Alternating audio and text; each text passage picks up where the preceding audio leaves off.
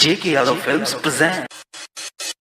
उठाइले कांवर में उठाइले कांवर में उठाइले कांवर में देखा भैया के साली भैया के साली भैया के साली उठाइले कांवर भैया के साली उठाइले कांवर में देखा भैया के साली मां गौरी रिकॉर्डिंग स्टूडियो सहरसा। सावन में कह गई गाँव लगतारी देव घर जाए के पलान करतारी ए भाई सुना पलान करतारी सावन में कह गई गाँव लगतारी देव घर जाए के पलान करतारी खात पियत नहीं थी 3 दिन से रुसल बारी आए हैं खात पियत नहीं थी 3 दिन से रुसल बारी उठाइले कांवर बा उठाइले कांवर बा उठाइले कांवर बा देखा भैया के साली उठाइले कांवर बा देखा भैया के साली उठाइले कांवर बा देखा भैया के साली उठाइले कांवर बा उठाइले कांवर बा देखा भैया के साली मटियार कला सीतामढ़ी मटियार कला सीतामढ़ी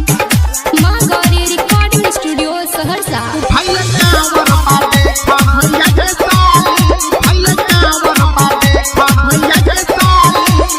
चढ़ल बा सवनवा गोबते बोलबम चिलाई कोइला पमाना भाई बहुत खिसियाली कोइला पमाना भाई बहुत खिसियाली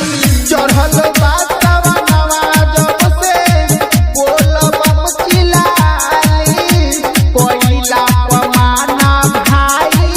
बहुत खिसियाली बहुत खिसियाली ढेर कहाँ बाजार से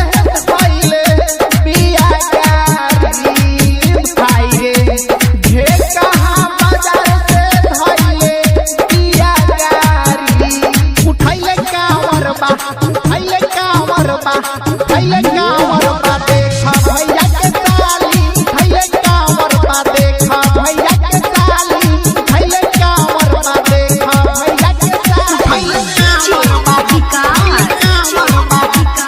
कांवर बा देखा भैया के साली मटियार कला सीतामढ़ी मटियार कला सीतामढ़ी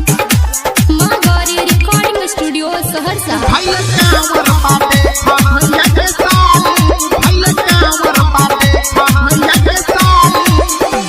बहुत दीदिया हमारी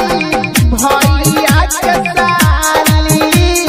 ए भोले बाबा न जरिया के डाली ध्यान दे हे भोले दानी न जरिया के डाली बहुत दीदिया हमारी भैया के साली ए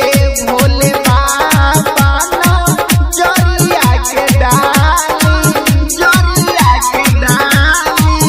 बोलबम छबिलावा के साथ जाली भाई रे बोलबम छबिलावा के साथ जाली उठाइले कांवर बा उठाइले कांवर बा उठाइले कांवर बा देखा भैया के साली उठाइले कांवर बा देखा भैया के साली उठाइले कांवर बा देखा भैया के साली बुझला भाई। JK Yadav Films